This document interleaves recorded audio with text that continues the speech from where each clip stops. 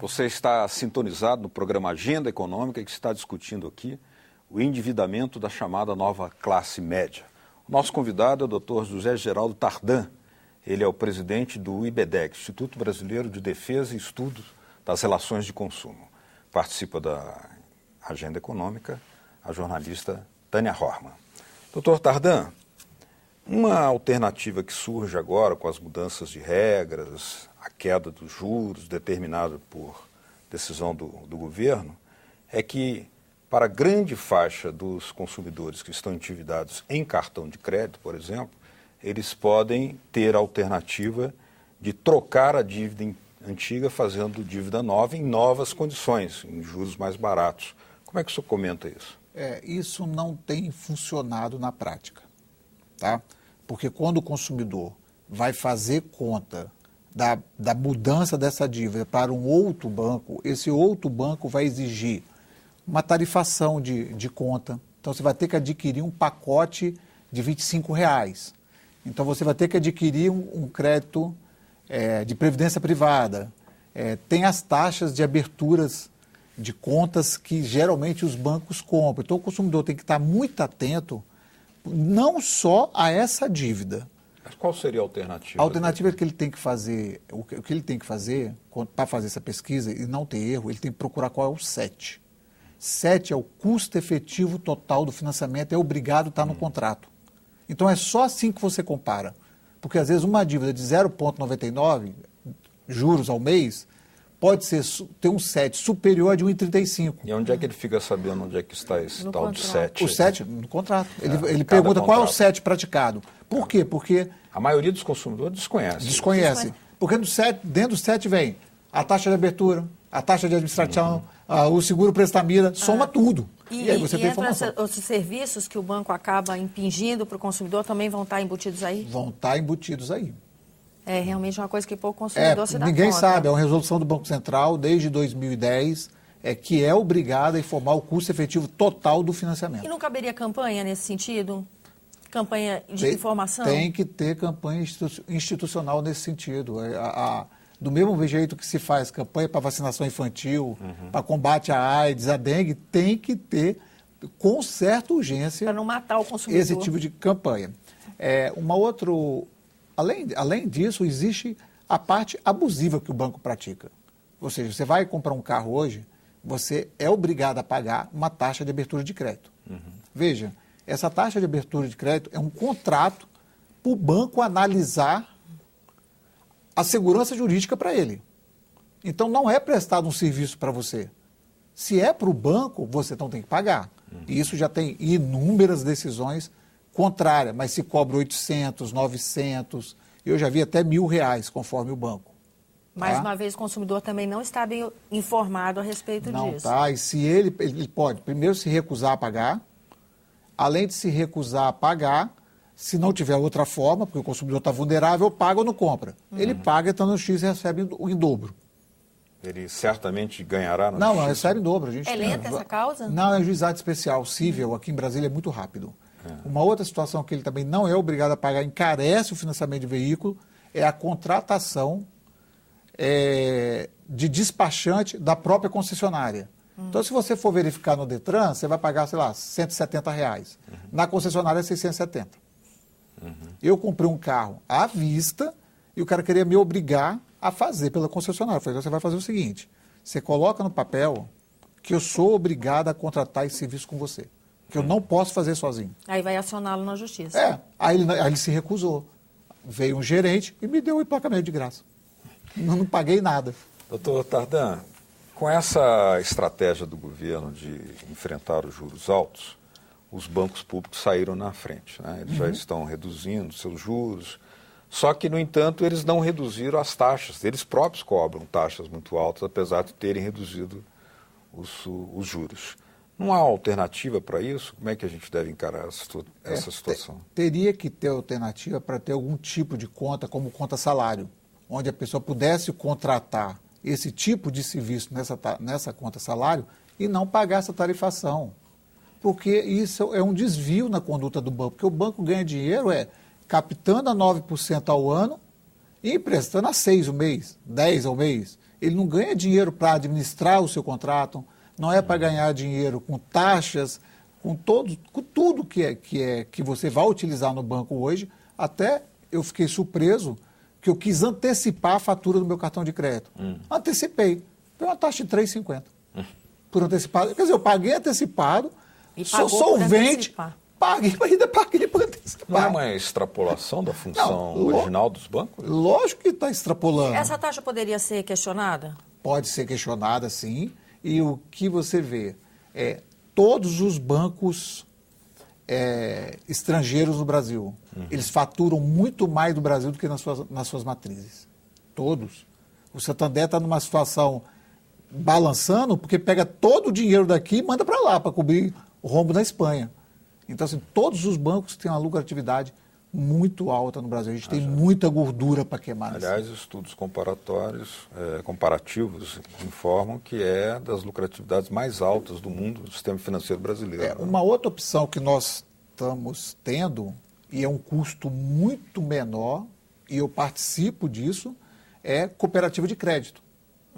Então, nas cooperativas de crédito, todos os custos são infinitamente menor e conforme for a sua movimentação, no final do ano ela dá um lucro e é rateado esse lucro entre os correntistas.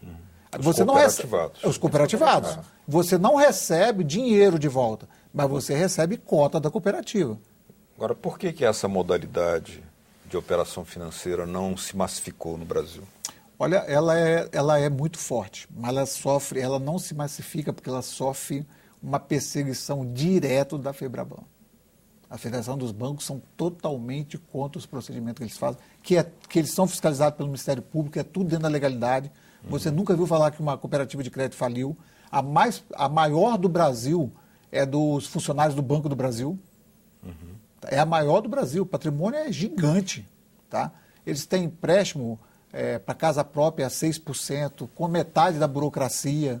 Eles têm cartão de crédito sem taxação anual, como também na que eu participo tem, que é a Cicobi, que é uma cooperativa voltada para o meu setor, e a gente participa dela. Como é que se dá essa perseguição? Só para o senhor tinha falado que havia uma perseguição. Os bancos, contra as cooperativas, eles ficam tentando limitar a área de atuação das cooperativas. Então, não querem que eles façam seguro, entendeu? Não querem que eles tenham investimento. Então, isso é mais difícil. Então, eles têm essa perseguição e o Ministério Público faz certo, faz lá a sua fiscalização para dar transparência na cooperativa e, até o momento, tem sido um modelo de sucesso. Nós falamos aqui na troca de bancos, você transferir sua dívida de cartão de crédito, por exemplo, para outro banco, né? Mas nós estamos vendo alterações, por exemplo, agora, na caderneta de poupança. Quais são os critérios que a pessoa tem que ter quando ela tem uma dívida? Por exemplo, está comprando uma casa, está comprando um carro, ela tem uma dívida, mas ela tem um dinheiro, por exemplo, na caderneta de poupança.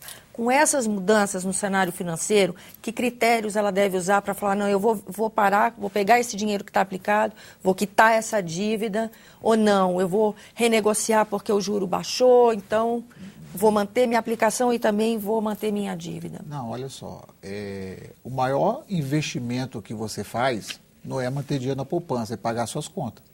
Então, assim, se você tem empréstimo que você está pagando 2,25%, 2,35% e você está ganhando 8% ao ano mais TR, isso nas poupanças antigas, a nova vai dar 6%, não justifica você ficar, a não ser que seja uma reserva técnica para médico, para um dentista, para uma emergência técnica, aí você deve manter esse investimento, para não te pegar de surpresa. Agora, manter um capital aplicado hoje... E uma dívida não vale a pena. Dívida não vale a pena. Nem manter o dinheiro aplicado. Com muito otimismo, pequenos investidores vão ganhar aí 2,5% ao ano. Então, voltou o imóvel a ser um bom negócio. Porque o imóvel valoriza muito. Então, voltou a ter a valorização do imóvel e a valorização do aluguel de mercado, de pessoas comprando para alugar, porque dá mais rentabilidade do que o dinheiro aplicado. Vamos falar um pouco mais sobre o perfil da dívida, doutor Tardan. O perfil da dívida registra que 74,8% devem no cartão de crédito, 20,4% no carnê, 13,3% no crédito pessoal e 9,4% no financiamento de veículos. Como o senhor explica esse quadro aí? Primeiro eu vou começar por veículo, é extremamente preocupante. A nossa média histórica era 2,4%. 2,4%? Nossa média, então aumentou 4 vezes praticamente. Todas essas medidas que a presidência Dilma tomou agora, de baixar IPI, de reduzir juros, eu não acredito que vai surtir tanto efeito, como surtiu em 2009, na primeira baixa do IPI. Por quê? Porque agora os bancos identificaram a inadimplência alta. Então, os bancos estão mais restritivos para emprestar. Não emprestam mais de 60 meses, tem que ser 48, tem que ter entrada. Conforme o valor do veículo, a entrada é maior. Então, isso não vai ajudar, mas não vai dar tanto impacto assim. Tá? A outra situação das dívidas... 74 no cartão de crédito, 20,4 no carnê. No cartão de crédito é porque o cheque caiu em desuso. Então a gente não tem um histórico do crédito, de cheque, né? Ninguém usa mais cheque para nada, não se aceita mais cheque. Então o cartão de crédito, o problema é que o consumidor tem feito do cartão de crédito um complemento de salário. Então ele ganha 2.000, ele tem 1.000 de limite, ele ganha 3. Esse é o problema. E no outro mês ele não tem condição. Ilusoriamente. Os cartões de crédito de grandes corporações que não são bancárias, vamos supor, essas lojas de magazine, eu já peguei cartão de 730% ao ano. Nossa. Isso não é ilegal? Não. Deveria ser considerado. Deveria ter uma norma positiva para proibir. Claro. Mas é mercado, o governo, senão vai ser intervencionismo. É possível. É tolerável. É tolerável. Aí o que você faz? A gente entra com uma ação e pede para o juiz, e isso já tem inúmeras jurisprudências, para aplicar o juro médio de mercado. Então, no site do Banco Central, tem assim, juro médio de mercado para cartões de crédito. 5,75, 6,25, que dá 80% ao ano.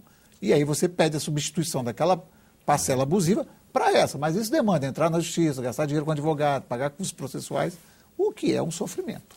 Seria apenas para baixar os juros ao nível de mercado. Seria já só, é muito alto. Já é muito. E essas lojas são totalmente inflexíveis. Eles não fazem negociação. Não fazem mesmo. Eu sei que a gente tem muita ação como essa. Doutor José Geraldo, o senhor estava falando de como aumentou o número de financiamento de carros, né, a ocorrência, que quadruplicou. O senhor acha que essa redução de juros vai continuar aquecendo o nosso mercado interno, estimulando o consumo? Isso ainda tem resposta? Eu ainda vi uma pesquisa hoje dizendo o seguinte: em 2009, no IPI, quando o IPI reduziu, subiu. O problema é que em 2010, 2011, a oferta de crédito aumentou 50%. Por isso que agora a gente está tendo muito inadimplência. 50% da oferta de crédito. Por quê? Porque o contrato de veículo é um dos contratos mais seguros que existe. Se você não pagar, o banco toma. Entendeu? Então, assim, tem segurança jurídica. Como os contratos da casa própria hoje tem segurança jurídica. Antes só a Caixa emprestava casa própria. Hoje todos os bancos estão em guerra para emprestar. Por quê? Tem segurança jurídica. Passou a terceira, você recebe uma carta. Se você não pagar o débito em 20 dias, o banco consolida a propriedade, passa para o nome dele. E o senhor acha, desculpa, Beto, que não só complementando, que esse aumento de consumo vai ajudar, por exemplo, em queda de preço, esses juros vão, de uma maneira geral no mercado, né? Não apenas com a parte do A medida é correta para estimular a economia. O que o consumidor tem que fazer é ter prudência para gastar.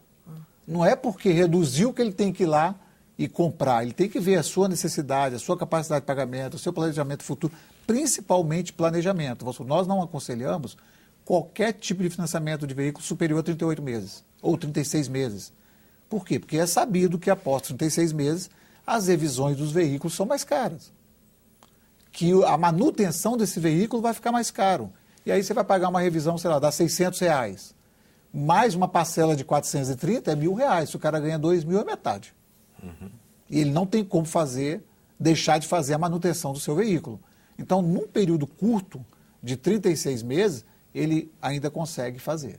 Daí para frente não é bom negócio para o consumidor, é bom negócio para o banco. Nós estamos diante, doutor Geraldo, de uma estratégia de governo de baixar os juros, facilitar o crédito, Mas tem um objetivo estratégico lá atrás, lá na frente, que é o de fazer um enfrentamento com os efeitos da crise.